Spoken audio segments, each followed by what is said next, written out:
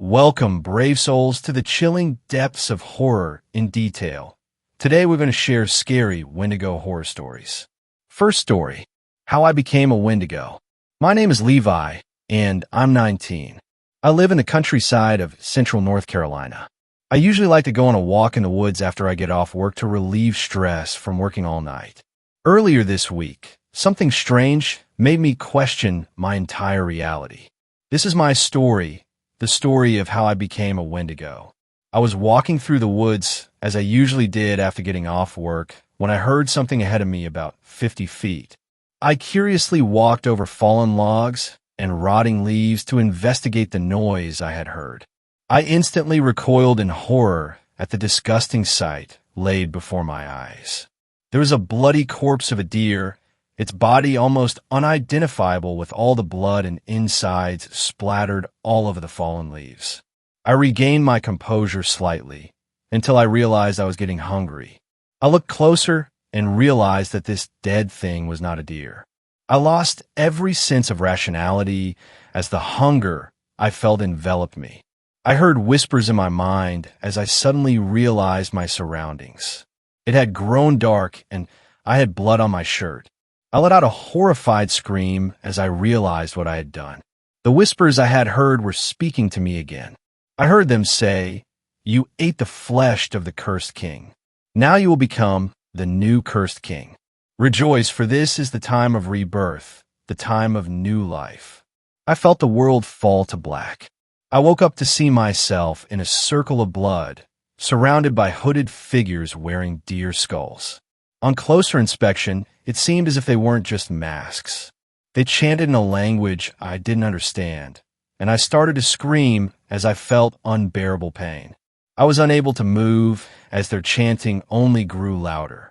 I blacked out and woke up an unknown time later on what I could only describe as a bloody throne of bones, rotten flesh, and what looked like bits of hair. I was unable to move as I saw a vision of what I call a Wendigo ripped its head off and slammed it on my own. There are things that have been happening to me that I cannot explain. I cannot help this feeling of dread and extreme hunger I have. I want to eat humans. I have an insatiable hunger, and I cannot escape what I have become. I cannot explain what I have become. I don't know what I'm going to do now. I felt extremely sick, and I passed out once more. As I slipped away from reality, I felt only pain and sorrow, but could not cry in pain. I somehow woke up in my room, and I've decided to seek help with the last of my sanity intact.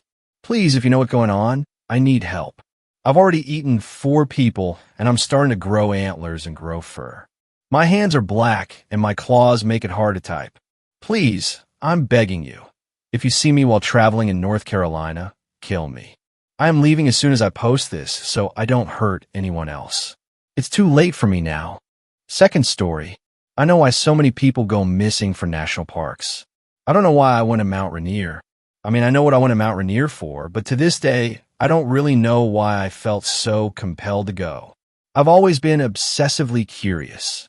I think that's probably the best way to describe it.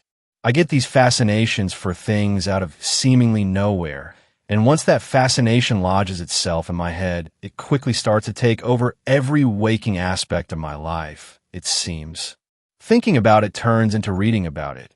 Reading about it turns into researching it as thoroughly as possible. Research leads to investigation, and the rabbit hole of my obsessions just goes and goes. And then as suddenly as this obsession starts, it's gone. Complete and total disinterest just like that. Ever since I was a kid, it's been this way. I kind of compare it to an itch, and ultimately the only way to really stop an itch is to scratch it, right? I remember laying on my couch on a rainy off day from work and scrolling through YouTube while I waited for the Domino's guy to drop off some buffalo wings when a strange title I'd never heard of came up and caught my eye. Missing 411, Strange and Unexplained Disappearances in America's National Parks. As soon as I clicked on that video, I knew I'd found my newest obsession. The Dyatlov Pass incident I had been researching for months now was gone and out the window. Hindsight's always 20/20, as the saying goes. I had no idea that I was about to set an unchangeable course that led me to the horrifying reality I was soon to discover. 3 weeks and probably 100 videos, a handful of ordered books, and an endless scrolling through every forum and internet thread I could get my hands on. And I was still just as enamored with these missing 411s as I'd been when I first clicked on that initial YouTube video. I'd be genuinely surprised if there were a lot of people reading this who didn't know about David Paulides, the missing 411s, and all of confounding mysteriousness that surrounded these matters. But for those who might be out of the loop, I'll do my best to sum it up in a few little bullet points for you. Cliff notes, or whatever. There have been a disturbingly large number of unexplained disappearances in America's national parks. And by large number, I mean 2,000. That's more than everyone in the North Tower on September 11th. 2,000 people just vanishing in the woods with no explanation whatsoever. 2. A lot of these people are never seen/heard from again. That in its own right is insane given the technologies that we have and the massive searches that are sometimes carried out for these people. But what's even weirder is that the people that are eventually found leave us more questions than answers. Kids go missing and are found miles and miles away from the initial search zone, way further than even top survival experts are able to walk. People's bodies turn up in super obvious areas that have been searched multiple times by search and rescue teams. Search dogs will have a good, obvious trail on the missing person and then just lose it. Sometimes all they find are the person's shoes. Sometimes they find the person with no shoes at all. Sometimes the bodies look like they've fallen from a great height despite there being no high ground to fall off of, etc. 3.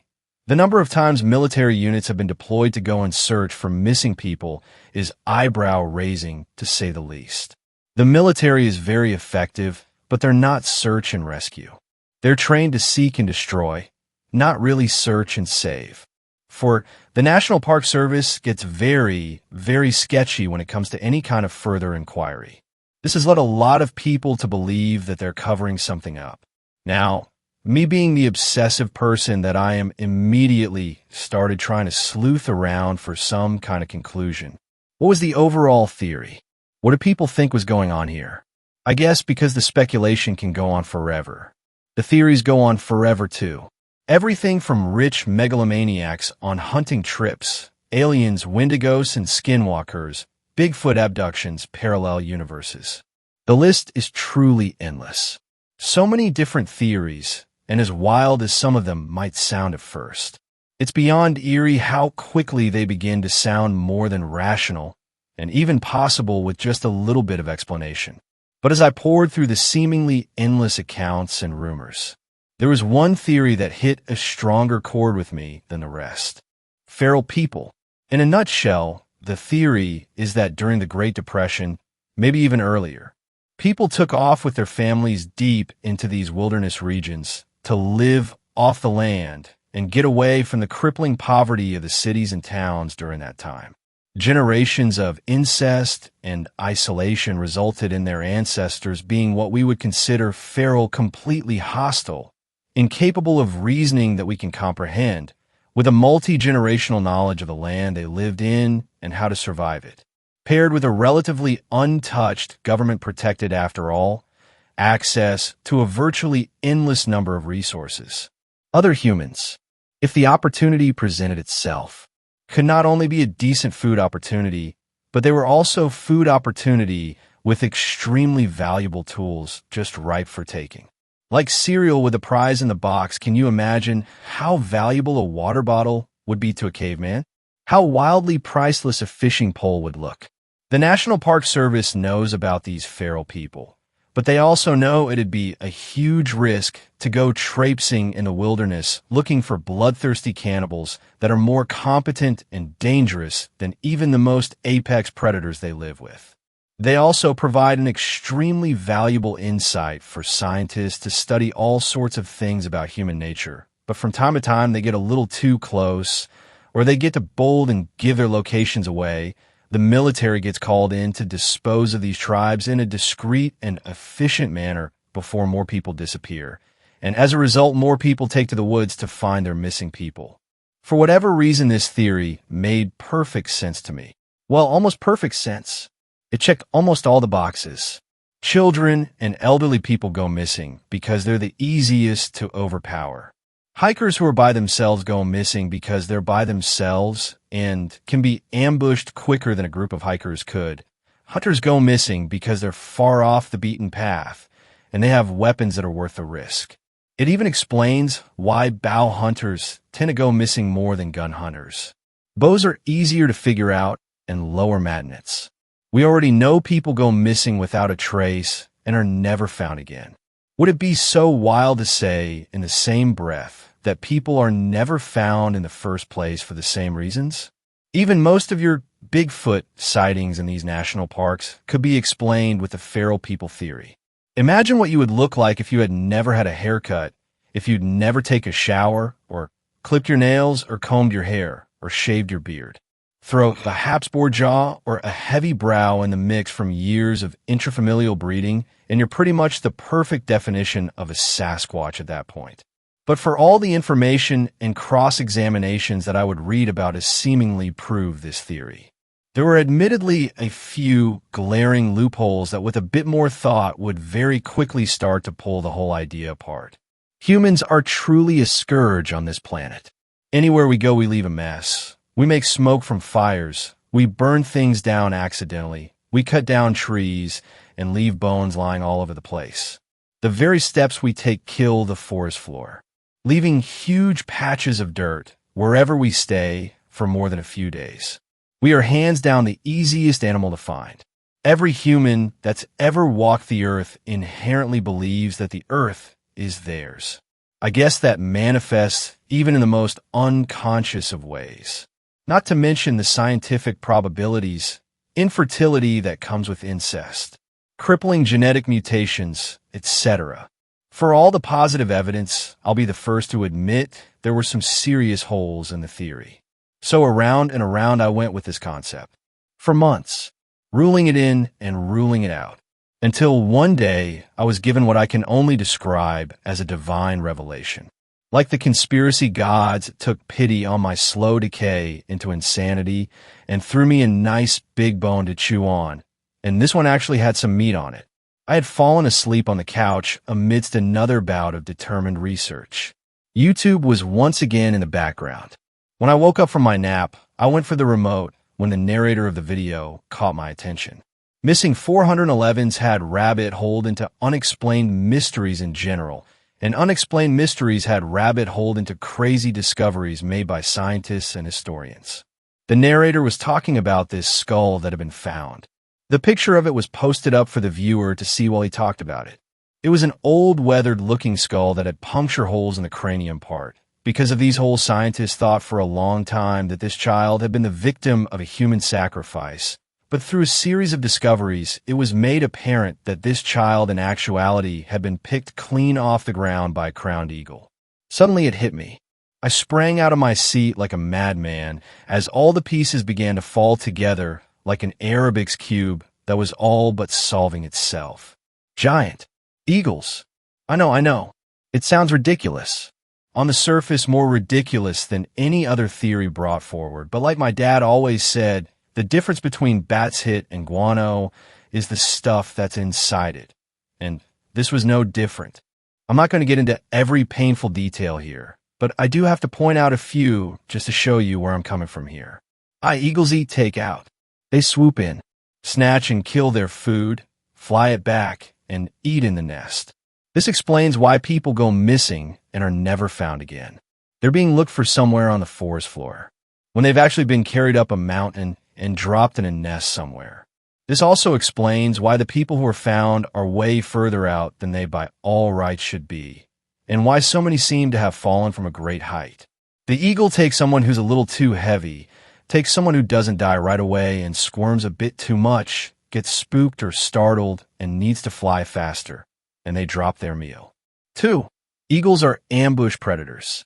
They hang out on a perch, and as soon as they see a tasty snack, they swoop and pin it down, kill it, then swoop back with their newly acquired meal to wherever it is they nest at.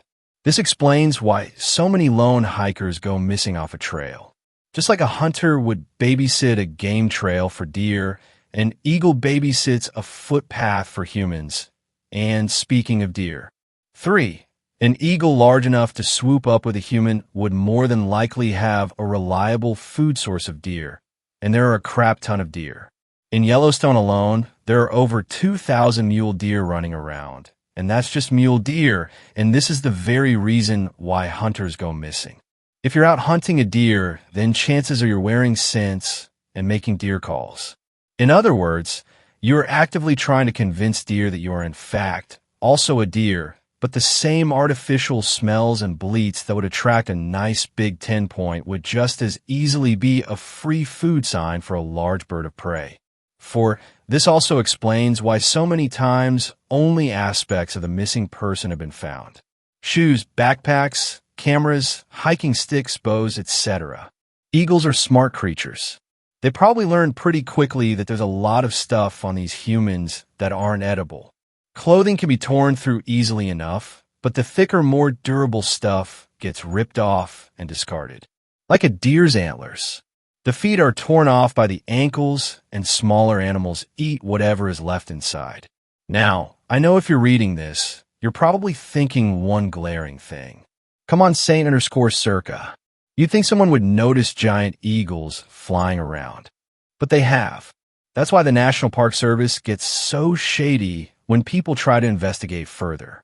They are well aware that there are giant eagles living in the hundreds of miles these national parks reach out to sometimes, and considering eagles only hunt in a roughly 15 to 20 mile perimeter around their nests, they know exactly where to find them as well. America's national bird is the bald eagle. It's been that way since 1782. By 1963, there were only 400 nesting pairs of bald eagles in the entire country. Why? Because people shot them out of the sky in droves. Not for their meat, not for their valuable talons or beaks. Researchers say that these eagles were killed mainly to see them up close. That's it. Do you think for half a second there wouldn't be 1,000 hillbillies with birdshot scouring the entire countryside the second it was discovered that there were giant eagles flying around? My best guess is that the National Park Service works in tandem with wildlife conservationist groups to keep these endangered animals as secret as possible. But you can't just let giant man-eating eagles each other willy-nilly and fly around eating whatever they want whenever they feel like. No one's going to go spend money to hang out in a natural park they'll be killed and eaten at. That'd be horrible for business. In comes the military. You see, it's not just the military that's sent out to find these missing people. It's one particularly small but highly effective section of the military, and that section is the Green Berets. Green Berets have a large set of skills, but two of their main purposes are special reconnaissance and unconventional warfare. And almost all their operations fall under the category of classified. In layman's terms, they specialize in finding things and reporting information on it, and killing things in very unique and creative ways. And then, of course, they're not allowed to talk about any of it. Total secrecy. You think these guys get called out because Tiny Tim got turned around in the woods? Bullshit. The government can't even send a real hazmat team to Palestine, Ohio, when a chemical fire radiates the entire town. No, they go out there when park rangers suspect Tiny Tim got turned into a giant eagle's lunch, and they need the best of the best to identify if that is indeed the case, and take it down/dispose of it properly if it is, and keep their mouths shut about it afterwards. They get sent out when scientists speculate that the giant eagle population has grown too high and is risking compromise. The Green Berets go out and depopulate a bit, keep the population under control, and keep their mouth shut about it afterwards. They get sent out when one dies so they can collect the body for research and keep their mouths shut about it afterwards. I was absolutely sure of it. But even after this certainty cemented itself into everything else I knew to be true, a new, dangerous itch began to invade the back of my mind. You can't just know that a house is haunted. You have to actually see the ghost, don't you? I fought it for longer than I thought possible, but within 7 months of watching that first video, I found myself driving to Mount Rainier. I had to complete the experiment. I had to be sure that I was sure, that I was sure. How's that song go? The old 80s one? Blinded with science. Took forever to plan the trip. I'd already been spending weeks studying things about eagles, but now I had to reorient and study how to spot eagles, when they hunted, how to watch them without spooking them, etc. But after 4 deep diving months, I had my plan and everything I needed to carry it out. I chose Mount Rainier for 2 reasons. The first being it was close, the second being that there have been an unusual number of disappearances not only on the mountain itself, but in the entirety of the national park that surrounded it, even by national park standards. In the small hours of the morning, as the sun was just beginning to rise, I took off down the trail and began looking for the perfect spot to set up my blind. Seen normal eagles hang out in big trees or on the sides of cliffs, but my hypothesis was that a giant eagle would probably be hanging out in crevices against cliffs. When something it could eat walked into its radar, it would swoop out and ambush it. About 4 hours into my trip, I found a spot I thought was ideal. A small hilltop with trees, but not too many trees. At the bottom of the hill to my left, a large cliff wall could be seen. To the right was relatively flat land with enough space in between for a large bird to fly through unhindered. And so I waited and waited and waited. For 3 days, I sat in that blind, watching the deer, eating cold maize, and trying my hardest not to doze off. At the beginning of day 4, however, it would all change. I was just considering leaving. When you're alone in a ramshackle tent, it doesn't take long for your mind to convince you of what an idiot you are. Giant eagles? Come on, Saint_Circa. Look at all the time you've wasted. Why can't you get hooked on something productive? As a big 10-point stepped out of the brush into the area just in front of me, I watched it with a sort of boredom. Deer are cool the first time you see one, but this had to have been the 100th deer in 3 days that I'd seen, and at the end of the day, they're just horses with antlers. They mosey, they eat. They poop and leave. I guess in my boredom, I didn't really notice how quiet the forest had gotten. The deer did, though. It stopped mid-bite and perked its head up, locked rigidly into place with a big mess of grass hanging out of its mouth. And that's what happened. It was so fast my mind hardly had time to process it. One moment the deer was standing there, and the next it was pinned to the ground. I sat there wide-eyed and in shock from the hidden barrier of my blind. Standing over this thing was the largest animal I had ever seen. Its huge wingspan seemed to stretch endlessly. It had to have been 40 feet from end to end. The forest floor was shaded almost completely as its outstretched wings blotted the sun from the sky. Even without the wings, it was almost too large to comprehend. At least 8 feet off the ground on its 2 lone legs. Its dinosaur-like eyes gazing emptily into its prey like huge orbs of golden fire. The poor animal let out one bleated scream before the eagle's large beak tore into its neck, sending streams of blood and tissue across the forest floor like something out of a slasher movie. I could hear bones crunching violently even from the distance I was at. Suddenly I realized I had to take a photo. No one would believe it if I didn't show them firsthand. Even then, they'd have probably thought it was just a hoax. Green screens and CGI and Photoshop, all that shit. I raised the lens of my camera towards the creature with shaking hands and snapped a shot. Huge mistake. As soon as the camera made that stupid little fluttering sound, the eagle's head snapped instantly in my direction. Its lifeless eyes staring with pure instinct straight through the camouflage of my structure. It saw me. Before I could react, there was a sharp blast of wind. In less than a moment, the entire blind was ripped off of its stakes and thrown into the woods around me. As I recovered and looked around, panic-stricken, I could see the horrible thing tearing into the remnants of the plastic structure some 15 or 20 feet in front of me, trying to find me inside of it. With everything I could muster, I took off in the direction of my car. I've never ran so fast in my life. It took a long time to get back to my car, and the few times I stopped to try and catch my breath or dry heave, I was all but sure would result in me being another missing 411 on Mount Rainier. After what felt like days of almost endless running, I made it back to my car, exhausted and frightened for my life. As I sat in the driver's seat, hyperventilating from exhaustion and weeping from fear, I couldn't wrap my mind around what I'd just witnessed or how I was still here to think about it. The only thing I could think about was getting to hell as far away from Mount Rainier as possible.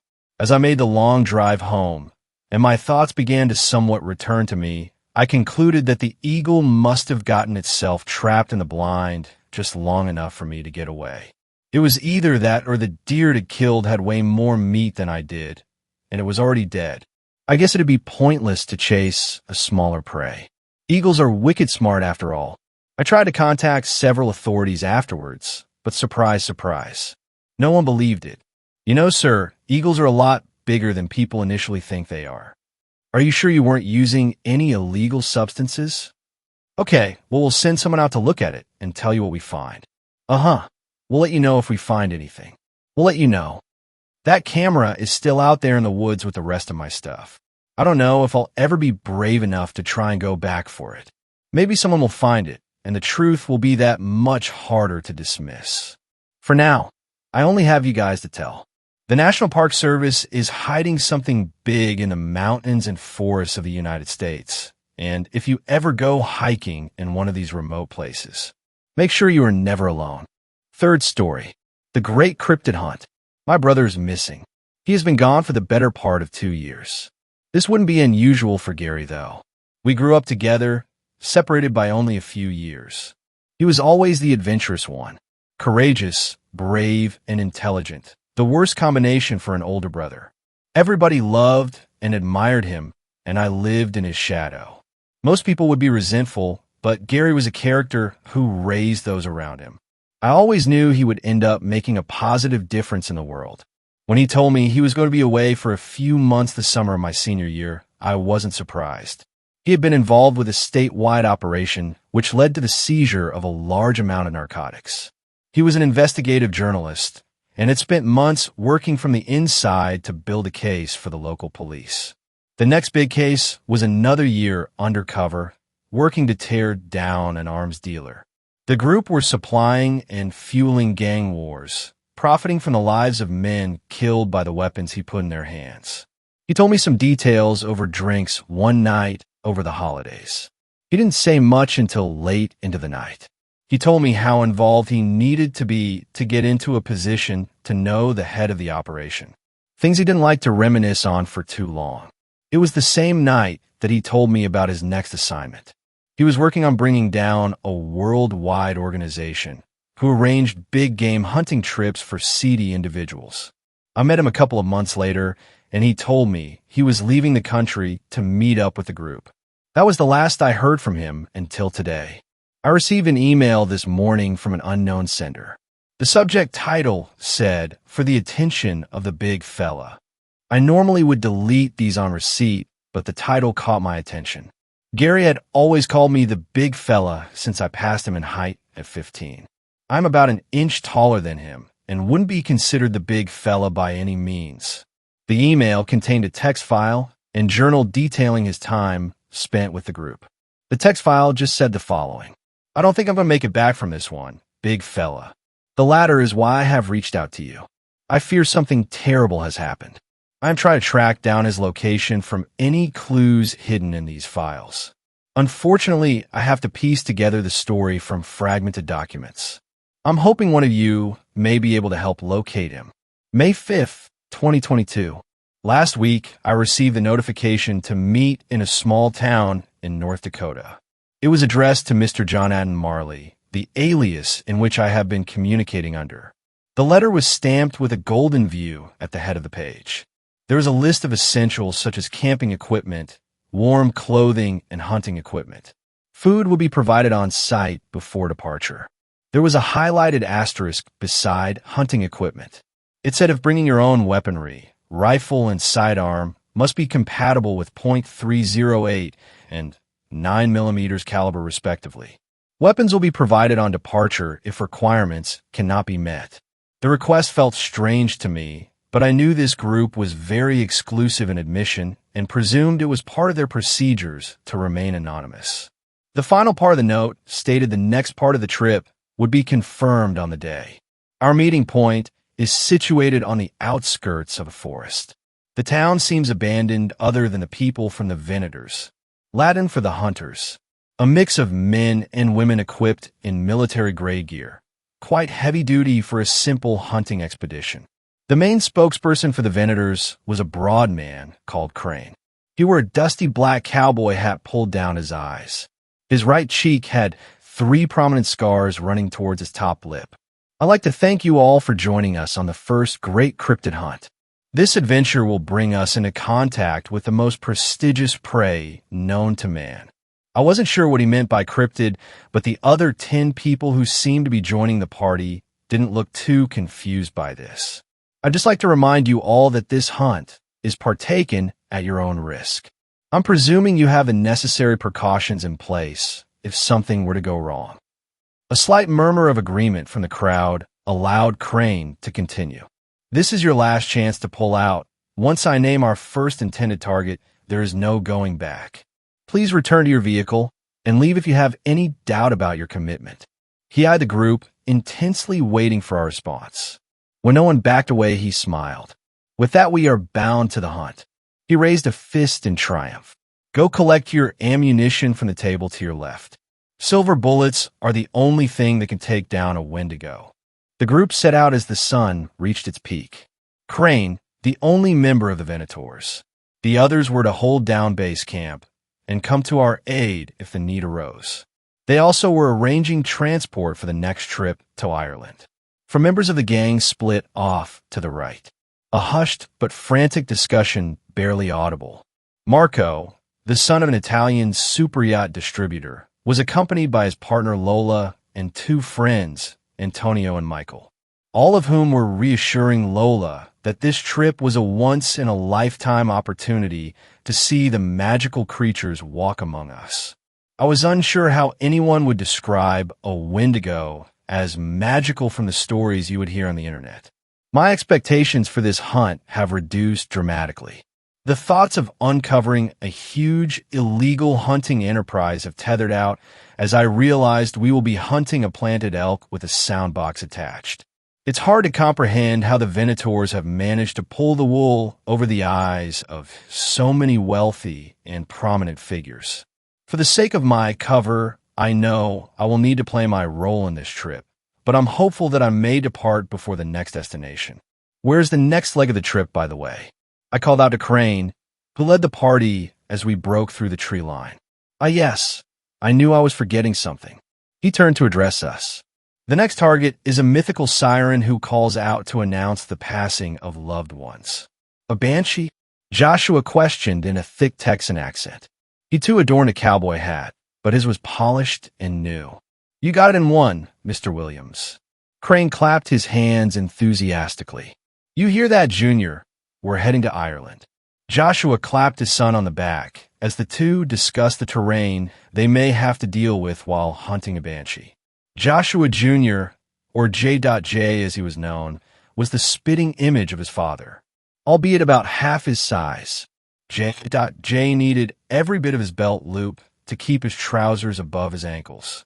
As night fell, we made our camp in a clearing that Crane had spotted. We'll take turns on duty tomorrow night, if it takes that long. Tonight, I'll let you get some rest.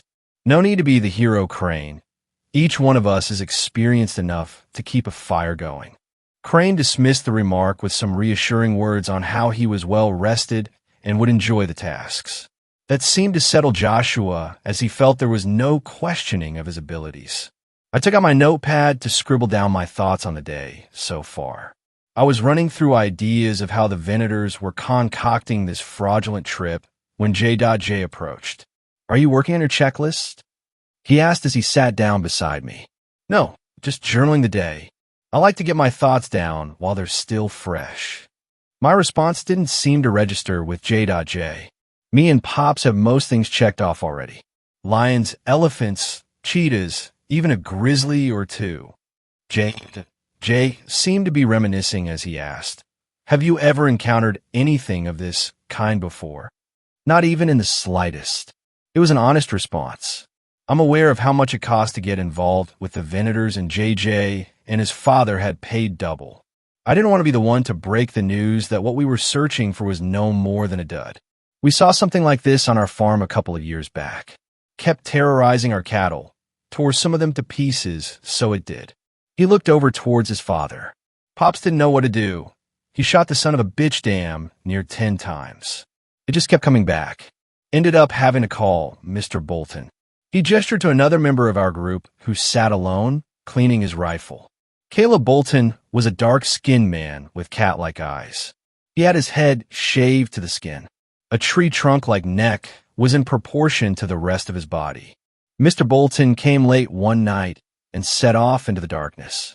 The next morning he came back covered in blood and deep gashes. He walked right up to Pa and said, "It's been dealt with," and just walked right off. Pop slipped him an envelope worth more than all the cows on the farm. He went off into the distance, leaving a trail of blood in his wake. I looked over Caleb, wondering what brought a man like him here, only to notice he was staring right back. The night wore on with nothing to report. We settled in and went to sleep as Crane looked out into the forest. I woke up late into the night as a sharp stick I missed nearly punctured my lung as I rolled over. I could see Crane sitting with his back to a tree, face illuminated by the glow of his cigarette. "Can't sleep, Mr. Marley?" Crane asked as he fished another cigarette out of his pack and handed it to me. "You can call me Jonathan," I said as I lit the cigarette. I sat down beside him looking out over the camp. "Will the fire not attract the Wendigo?" I asked, gesturing to the crackling blaze in the center of the sleeping bags. "No need to worry about that, Jonathan." Crane tipped the ashes onto a stone beside him and pointed across the camp into a dense area of trees. "He's been following us since we got here."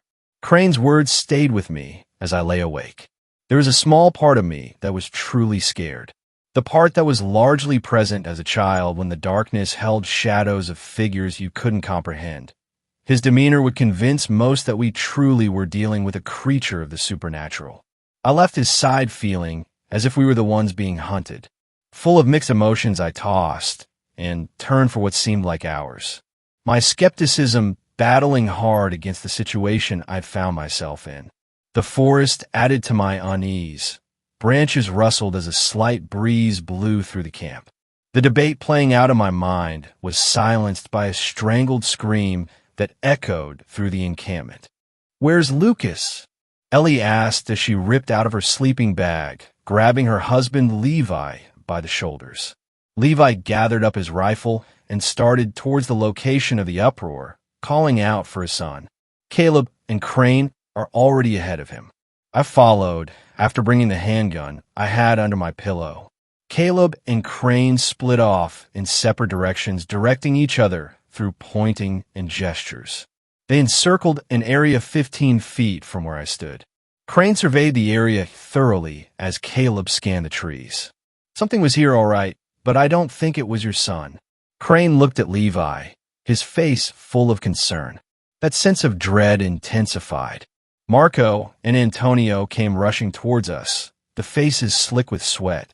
"Lucas is okay. He was just going to the toilet," Marco said, panting. "He came back not long after you left. We weren't sure what to do, so we came to get you," Antonio said, hunching over from the extension. Levi let out a sigh of relief as he made his way over to thank the guys for bringing the good news. I turned to Crane to ask him what he thought could have made the noise, but the color had drained from his face. "We have to get back now." Crane pushed past us at full sprint, heading in the direction of camp. "It seems we have been fooled," Caleb said, much more calmly than the situation deserved. We raced through the trees, receiving nicks and cuts as we ran without hesitation. I was pulling away from the main group, just keeping pace with Crane and Caleb. My arms pumping like pistons working to their max. The two in front didn't seem to be putting much effort in their stride, yet they ate up the ground like a marathon runner on his first mile. They were discussing what they might find on our return, but I was focused on filling my lungs with deep breaths to hear what they were saying. They burst into camp, frightening the 4 remaining members who looked perfectly fine sitting around the fireplace. "Jesus Christ, Crane, You frightened me half to death." Michael was gripping his rifle tightly as the others shrank in behind him. Levi was next to break the clearing, overjoyed to see his family safe and well. Ellie went over to greet him. As she stretched out her arm to take his hand in hers, Lucas let out a cry of panic. Her arm never made it far enough to embrace her husband.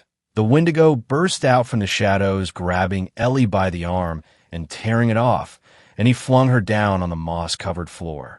She bounced with the force, but managed to remain conscious as the beast reared his fangs at her face. The sight of the creature made my blood turn to ice. It was humanoid in some respects, although its limbs were elongated beyond belief. Its ribs protruded its sides, stretching its pale skin to bursting point. Blood ran down its face and chest as it tore a chunk from the arm in which it held. It seemed to stare into my soul as I froze in place awaiting certain death. Michael aimed at the monstrous figure but pulled his shot. The bullet struck Ellie in the temple. On reflection, I believe it to be an act of mercy from whatever God looks down upon us. The Wendigo screamed in anger and flung Ellie's body towards us. It crashed into Lucas, knocking him back several feet, his mother's blood covering him in a shower of crimson. My stomach emptied itself of any contents left from dinner. The Wendigo stomped towards us, true evil glistening in the moonlight. Levi managed to pull himself from his daze once he noticed the creature heading towards his son. He looked at his wife's corpse and pure rage boiled over. He tackles the Wendigo with all his might, knocking the beast back into the fire. It tripped over as its right foot caught ablaze. Levi fell on top of it and unloaded the clip of his pistol into the creature's chest. For every bullet he fired, the Wendigo tore off a strip of flesh. His chest was opened first, a mist of red spraying into the night sky. His face was the next to go. Teeth were launched 10 feet in all directions. Levi kept firing through this brutal assault. As the hammer clicked empty, not much remained to identify Levi. His rage-fueled attack cost him his life. The Wendigo pushed the remains of Levi to the side and clambered to its feet. The silver bullets lodged into his chest were bringing this monster closer to its final breath. "Steady now," Crane called out as he raised his sights. "On my mark." Lucas roared as he ran towards the Wendigo. He brandished a blade from its sheath with murderous intentions. I tried to grab him as he raised the blade for the killing blow. I could see what looked like a grin on the face of the Wendigo through the large gaping hole of Lucas's chest. The Wendigo had punched through, tearing his heart out in one swift motion. "Forsake," Crane said in disbelief. "Fire!" The forest erupted in a cacophony of gunfire as bits of Wendigo were torn apart. It crumpled to the ground, relishing in the delight to gain one more soul before it fell. Crane dropped his rifle and walked back to his tree where his cigarettes once were. He picked up the tattered box which had been destroyed in the melee. I offered him one of mine as we sat by the tree, soaked in the blood of many. "And then there was 7, he said as he ignited his match on the stricker box. Fourth story. There's something evil lurking in Hoosier National Forest. I've been more than a little hesitant to post this, but after what just happened on my last hike, I feel like there's no other choice. The parks may suffer for it, but people have to know. There's something evil in Hoosier National Forest. Possibly more than one. I've had similar encounters in multiple parks within HNF. Enough to make me question if one thing could be responsible for all of them. I've been followed on trails before. I've heard voices out in the woods that couldn't possibly be real. People who are too far away to be there. People who are dead. I once heard my granny's voice coming from a cave in Hemlock Cliffs. On my last hike, I went to Mogan Ridge, hiked the East Trail. It was scenic and beautiful. A nice day, if a little humid. Not too sunny, not too windy. The hike was going wonderfully, until I realized that something was following me. I've seen and heard a lot of weird things in the woods, but this blows them all out of the water. Or woods, rather. Nothing I've seen or heard has ever come close to being this. I was about 3 miles out when I started putting together the weird sounds. Crunching noises, like someone chewing on ice mixed with joints rolling, coupled with a slithering sound like something heavy being dragged through the leaf litter. I was out there with a friend, because hiking alone is stupid and dangerous. I noticed the sounds first. I stopped walking to listen for a second. I think I said something like, "Hey, John, do you hear that?" When my friend stopped to listen too, the slithering stopped. The crunching kept going, though. It was a really nasty sound, the kind you can feel in your neck that makes your spine want to twist up. Like somebody chomping down on something hard, like that sound when you roll your neck or crack your knuckles. The kind of sound you can feel in the fillings of your teeth.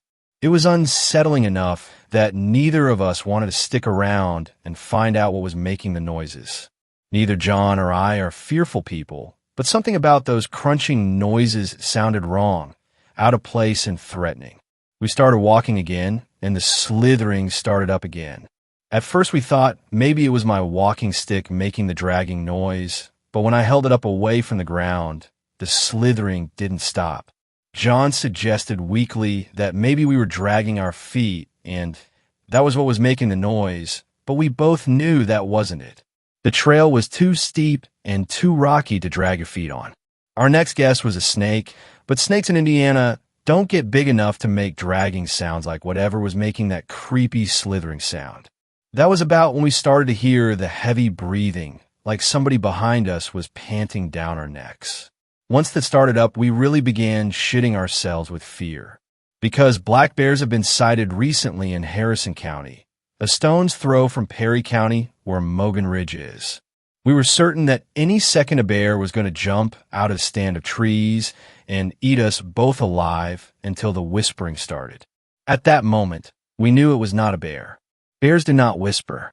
Nothing in the woods whispers. Not even mockingbirds. That just made it so much worse. Because whatever was breathing down our necks, whatever was crunching and slithering behind us, it was speaking and it knew our names. John, John. Ash, Ash. John, John, John. Ash, Ash, Ash. Look at me, John, look at me. Ash, look at me. Turn around, turn around, turn around. Look at me. And all the while it whispered, the chomping sounds continued. I began to fear that those sounds were it chewing on the bones of the last hiker to come through here. I braved a glance over at John, and John braved a glance over at me, and there were tears running down his face like the Ohio River was flowing out of his eyeballs. I can only assume the same look of terror and despair was etched into my own face. I wanted nothing more than to run away, run all the way to the end of the trail, and get in the car and never, ever come back here. To never go within 10 feet of another tree ever again. But the hill we were climbing was too steep to run up.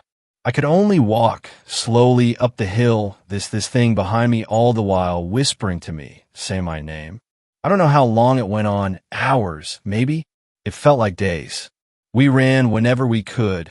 Wherever the ground was flat enough, we ran. But no matter how fast we went, we could never seem to outrun it.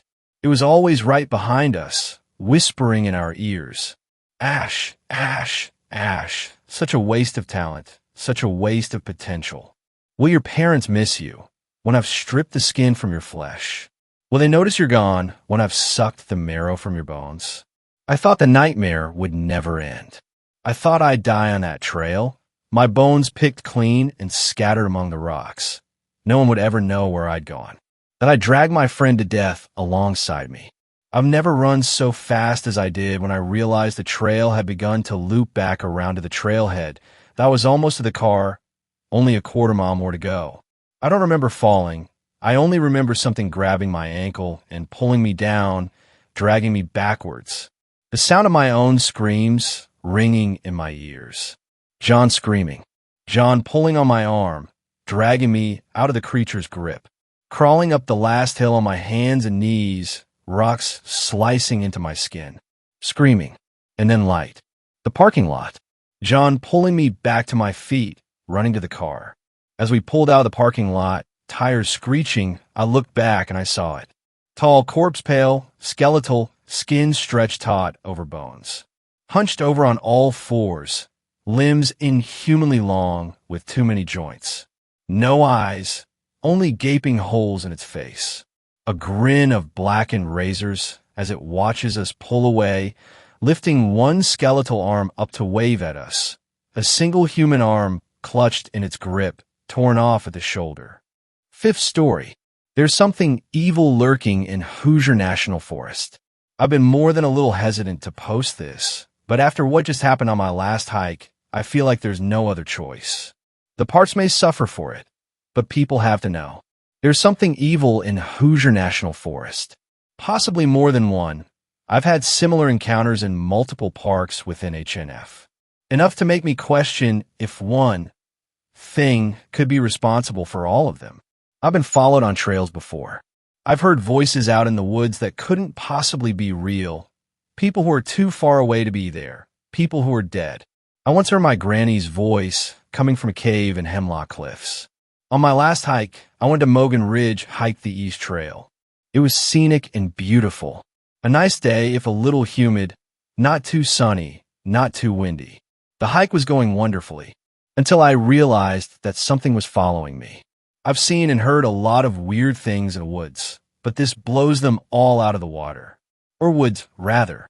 Nothing I've seen or heard has ever come close to being this. I was about 3 miles out when I started putting together the weird sounds. Crunching noises, like someone chewing on ice mixed with joints rolling, coupled with a slithering sound like something heavy being dragged through the leaf litter. I was out there with a friend, because hiking alone is stupid and dangerous. I noticed the sounds first. I stopped walking to listen for a second. I think I said something like, "Hey, John, do you hear that?" When my friend stopped to listen too, the slithering stopped. The crunching kept going, though. It was a really nasty sound, the kind you can feel in your neck that makes your spine want to twist up, like somebody chomping down on something hard, like that sound when you roll your neck or crack your knuckles. The kind of sound you can feel in the fillings of your teeth. It was unsettling enough that neither of us wanted to stick around and find out what was making the noises. Neither John or I are fearful people, but something about those crunching noises sounded wrong, out of place and threatening. We started walking again, and the slithering started up again. At first we thought maybe it was my walking stick making the dragging noise, but when I held it up away from the ground, the slithering didn't stop. John suggested weakly that maybe we were dragging our feet, and that was what was making the noise, but we both knew that wasn't it. The trail was too steep and too rocky to drag your feet on. Our next guess was a snake, but snakes in Indiana don't get big enough to make dragging sounds like whatever was making that creepy slithering sound. That was about when we started to hear the heavy breathing, like somebody behind us was panting down our necks. Once that started up, we really began shitting ourselves with fear. Because black bears have been sighted recently in Harrison County, a stone's throw from Perry County, where Mogan Ridge is. We were certain that any second a bear was going to jump out of a stand of trees and eat us both alive until the whispering started. At that moment, we knew it was not a bear. Bears do not whisper. Nothing in the woods whispers. Not even mockingbirds. That just made it so much worse. Because whatever was breathing down our necks, whatever was crunching and slithering behind us, it was speaking and it knew our names. John, John. Ash, Ash. John, John, John, Ash, Ash, Ash. Look at me, John, look at me. Ash, look at me. Turn around, turn around, turn around. Look at me. And all the while it whispered, the chomping sounds continued. I began to fear that those sounds were chewing on the bones of the last hiker to come through here. I braved a glance over at John, and John braved a glance over at me, and there were tears running down his face like the Ohio River was flowing out his eyeballs. I can only assume the same look of terror and despair was etched into my own face. I wanted nothing more than to run away, run all the way to the end of the trail, and get in the car and never, ever come back here. To never go within 10 feet of another tree ever again. But the hill we were climbing was too steep to run up. I could only walk slowly up the hill, this thing behind me all the while whispering to me, say my name. I don't know how long it went on, hours, maybe. It felt like days. We ran whenever we could. Wherever the ground was flat enough, we ran.